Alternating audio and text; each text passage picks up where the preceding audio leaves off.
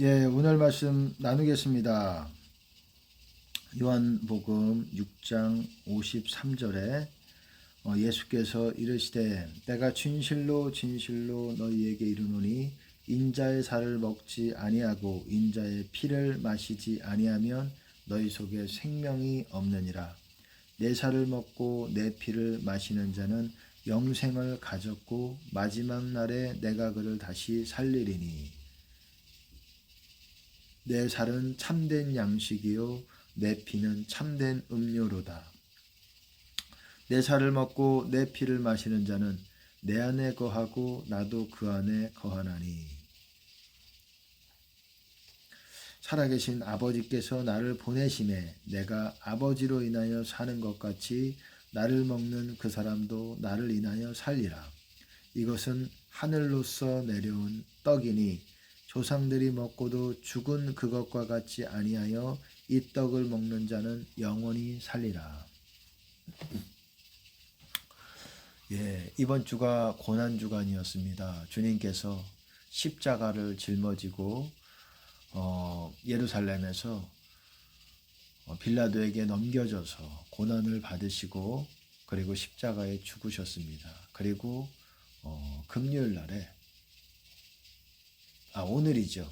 오늘 제가 알기로 오늘 안식 후 첫날이니까 오늘 예수님께서 부활하신 것이고 금요일 날에 십자가에 달리셔서 죽으신 것입니다. 뭐 정확하게 그 날짜가 당시와 일치하는지는 모르겠습니다. 뭐 약간 1년이라고 할지라도 약간 조금씩 변화가 있기 때문에 하지만 그것들을 기념한다는 것이고 우리가 이것들을 기념하는 것이고 예수님께서 온 인류를 위해서 그런 희생 제물이 되셨음에도 많은 사람들이 다 모든 인류를 위해서 희생 제물이 되셨지만 모든 인류가 다 믿지는 않죠. 왜? 지난 시간에도 말씀드렸듯이 빛으로 오기를 원치 않아요. 정죄가 이것이니 빛이 세상에 왔지만 빛으로 오기를 원치 않아요. 자기가 악하기 때문에 빛보다 어둠을 더 사랑한다라는 거예요. 악인들도 뭐 우리가 다 사실은 거반 다 악인이지만 악한 것이 크고 작은 정도의 차이지 악한 것은 다 있지요. 그들이 빛을 봤어요. 이게 빛이구나. 이것이 진리다. 이것이 빛이고 이것이 진리고 이것이 생명인 거를 그들이 어느 정도 깨달아도 어둠을 더 사랑하기 때문에 어둠, 거짓말과 거짓됨과 그게 다 외식 이런 것도 다 어둠이라고 할 수가 있어요.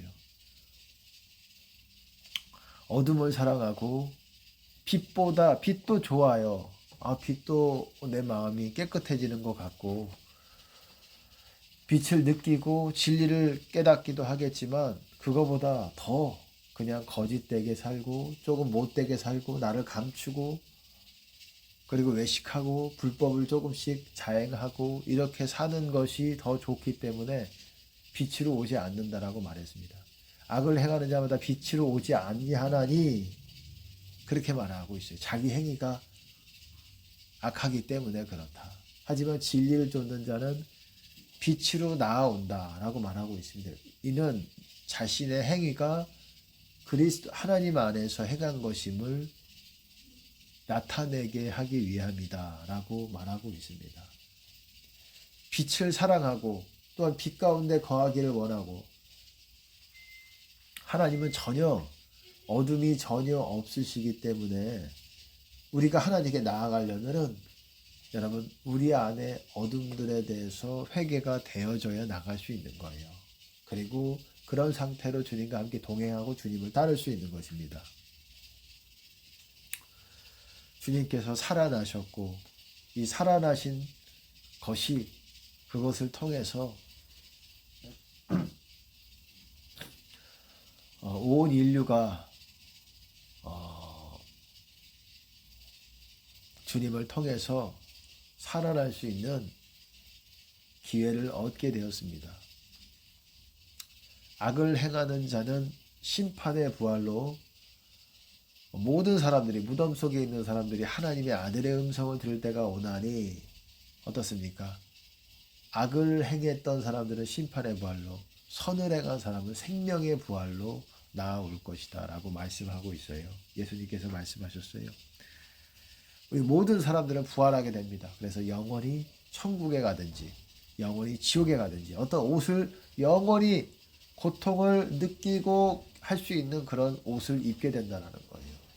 두렵지 않습니까? 누구도 이제 하나님 앞에 심판대에 서게 됩니다. 누구도 예외가 없어요. 심판대에 서게 되고 그때 하나님께서 우리의 인생에 대해서 하나하나 판단을 하십니다. 우리의 의도와 우리의 말과 너희가 무슨 무익한 말을 하든지 심판날에 이에 대하여 신문을 받으리라.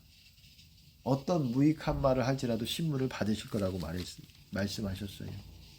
말, 행동까지도. 특별히 말은 단순하게 보지 않으신다라는 것입니다. 어찌됐든 예수님께서 내 살을 먹고 내 피를 마시는 자는 영생을 가졌고 마지막 날에 내가 그를 다시 살리리니. 마지막 날이라는 게 뭡니까? 인류 최후의 날, 새하늘과 새 땅이 이루어지기 바로 전날. 그날이 바로 무엇입니까? 그때에 우리가 살아나게 되는 거예요. 생명의 부활을 입고 부활로 살아나게 되는 것입니다. 보세요. 또 63절에는 이렇게 되고 있습니다. 그럼 어떤 사람들이 살아나느냐?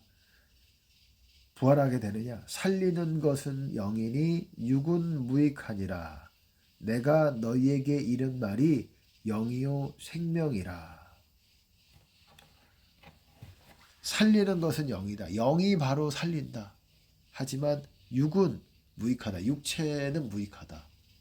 내가 살아나는 거 있어서 생명의 부활로 살아나는 데 있어서 육은 무익하다. 아무것도 아니다. nothing. 아무것도 아니에요. 어떤 이득이 없다. profit nothing. 어떤 것도 이득이 없다. 내가 살아나는 데 있어서 내가 너희에게 이른 말이 영이요 생명이라. 이렇게 말씀하고 있다는 거예요. 내가 너희에게 이른 말이 영이요 생명이라. 우리가 여러분 생명이라는 거는 생명의 상태가 있어요. 우리는 참된 신자들은 생명을 다 참된 신자라면 생명을 그 안에 가지고 있어야 돼요. 영생이 그 안에 있어요. 영생을 붙들라 그렇게 말씀하고 있잖아요. 영생을 붙들어야 되는 거예요. 근데 영이라 그러잖아요. 내가 너희에게 이른 말이 영이다. 말. 내가 너희에게 해왔던 말씀들, 성경에 기록된 그 말씀들이 바로 영이다. 이렇게 말씀하고 있어요. 여러분, 영이 생명이에요. 영이 생명인데 그래서 사람마다 영 상태라는 게 있는 거예요. 영 상태. 영의 상태. 우리 생명의 상태가 있는 거예요. 근데 그거는 보세요. 내가 너희에게 이른 말이 영이요 생명이다. 영과 생명이 같은 거라고 보시면 됩니다. 그 생명의 상태가 영 상태예요. 사람마다 영 상태가 달라요. 때때마다. 그러니까 생명이 있니 없니의 문제가 아니라 영 상태도 좋을 때가 있고 또 중간이 있고 안 좋을 때가 있고 안 좋은 거를 넘어서서 이제는 영적으로 죽은 상태가 있고 영적으로 자는 상태가 있고 영적으로 뭐 죽어서 또 넘어가지고 생명책에서 이름이 지워지는 경우도 있고 그런 것입니다. 근데 영이 뭐라고요? 내가 너희에게 이른 말이 곧 영이요 생명이라고 말씀하셨다라는 거예요. 영 상태가 뭐에 좌우되느냐? 여러분이 예수님의 계명들을 얼마나 붙들고 있느냐에 따라서 여러분의 영 상태가 좌우되는 거예요.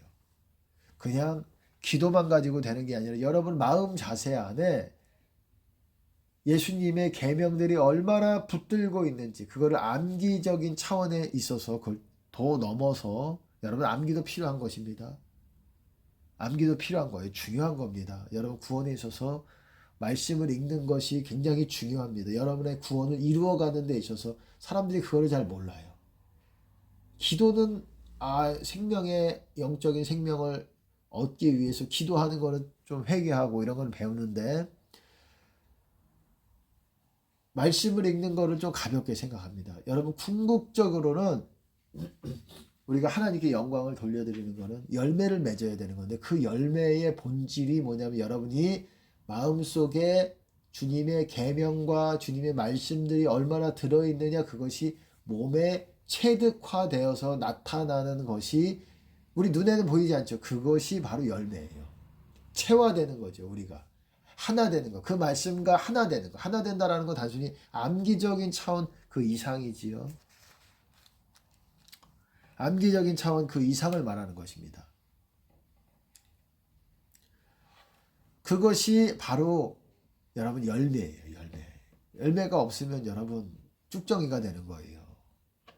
열매가 있고 있는 사람이 알곡이 되는 것이고 그 열매가 여러분 밀에 비유하기도 합니다. 밀. 천국은 마치 여자가 가루 서말에 갖다 넣어 전부 부풀게 한 누룩과 같으니라. 천국은 누룩과 같대요. 누룩이 아시죠? 밀가루에다가 가루 서말. 가루가 무슨 가루겠습니까? 곡식가루지요. 밀가루에다가 누룩을 집어넣었더니 전부 부풀어 버렸어요. 천국은 마치 이와 같다. 밀가루. 그것도 열매가 있는 사람에게 천국이 하나님의 임재가 바로 천국이에요. 하나님의 임재가 내 안에 임하면 나는 천국 안에 들어와 있는 거예요. 하지만 중요한 거는 그 임재 안에 계속 머물지를 못한다는 거예요. 그거가 약하다는 거예요. 그거에 따라서 영 상태가 좌지우지 되는데 그게 어디에 어떤 것에 있어서 좌지우지가 되느냐? 그것은 바로 예수님의 말씀, 계명들. 말 그대로 또 사복음서에서는 예수님의 계명들이 많잖아요. 모두가 아니죠. 이 저자의 쓴 어떤 해석도 들어가 있는 부분이 있고 다른 사람의 말도 있지만 특별히 예수님의 말씀, 내 말은 없어지지 않을 것이다. 천지는 없어져도 내 말은 없어지지 않을 것이다.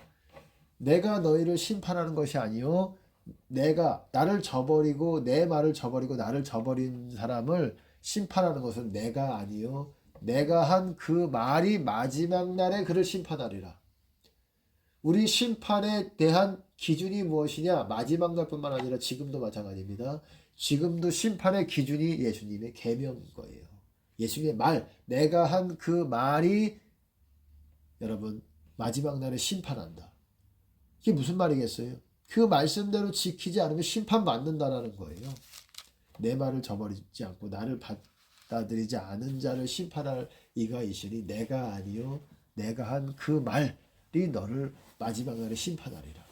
마지막 날에 그러한 자들의 심판을 받는 것이고 여러분 의인들, 예수님의 계명대로 사는 의인들은 심판을 받지 않는 것입니다. 주님이 건져내시는 거예요. 마지막 날에 휴거를 하시는 거예요.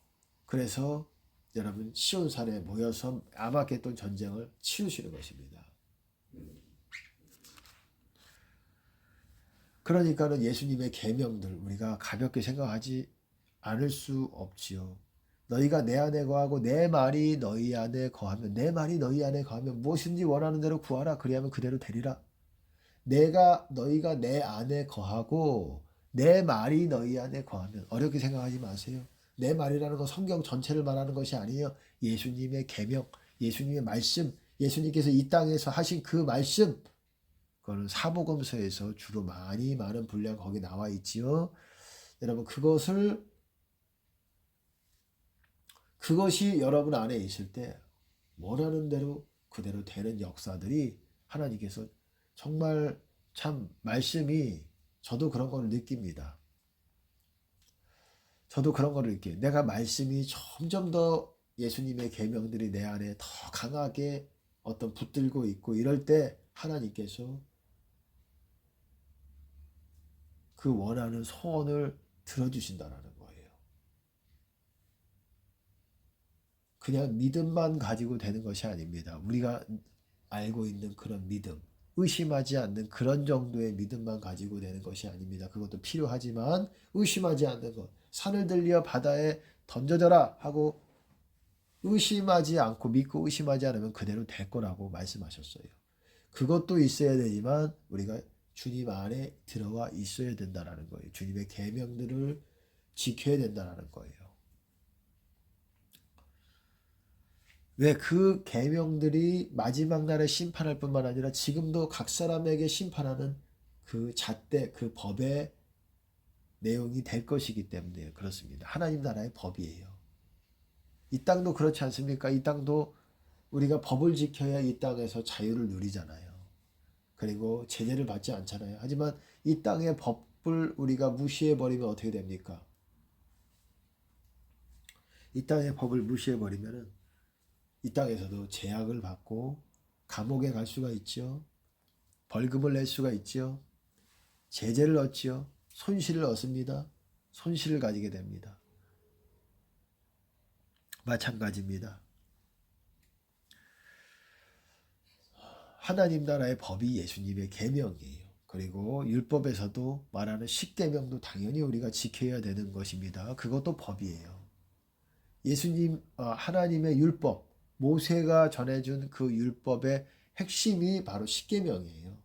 십계명만 있는 게 아니잖아요. 하지만 핵심이 십계명입니다.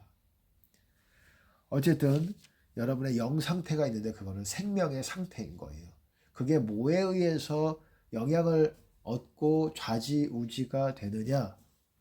그런 것은 예수님의 계명이 여러분 안에 얼마나 붙들고 있고 내가 사랑하고자 하고 용서하고자 하고 믿으려고 하고 그렇습니다. 어떤 뭐가 있습니까? 뭐 예수님의 계명들이 있죠.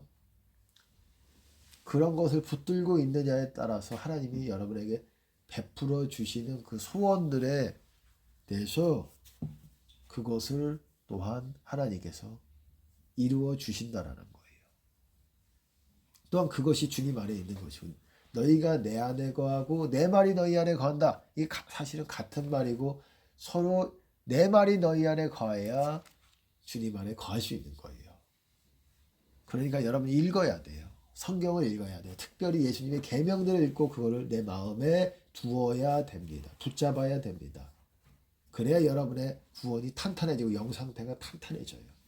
주님을 만나기가 수월해져요. 내가 왜 기도해도 주님 만나기가 어렵고 주님은 멀리 있는 것 같고 왜 말씀에서 멀어져 있으면 먼 거예요.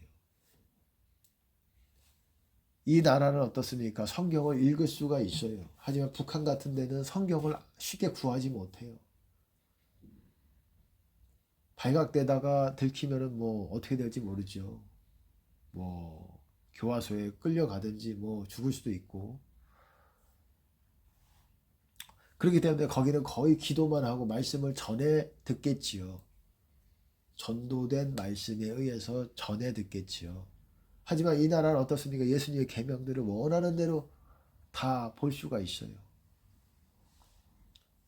여러분 말씀을 읽으셔야 됩니다. 신앙의 진전을 원하신다면 신앙의 진보를 원하시고 내 믿음과 나의 영적인 수준이 진보되기 원한다면 말씀을 반드시 읽으셔야 돼요. 핵심은 뭐다? 가장 중요한 말씀은 사복음서에 있는 예수님의 계명부터 예수님의 말씀부터 여러분 마음에 두시기 바랍니다. 그게 있어야 주님 안에 거할 수가 있는 거예요. 그런 사람들의 소원들을 들어주시는 거예요. 들어주시겠다고 약속하신 거예요. 그리고 그거를 통해서 열매를 맺는 거예요. 기도만 한다고 열매를 맺는 것이 아니에요. 말씀을 읽어야 돼요.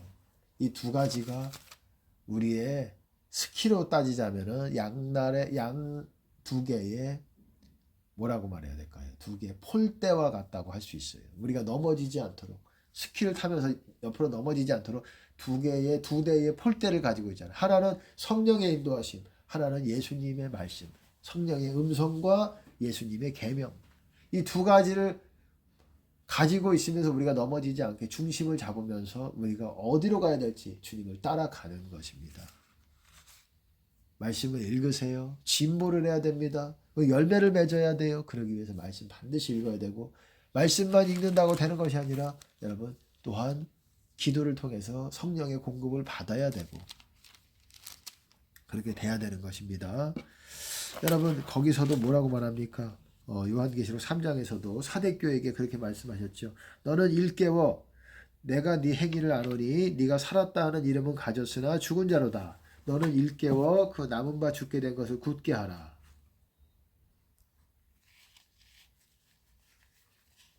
너는 일깨워 그 남은 바 죽게 된 것을 굳게 하라.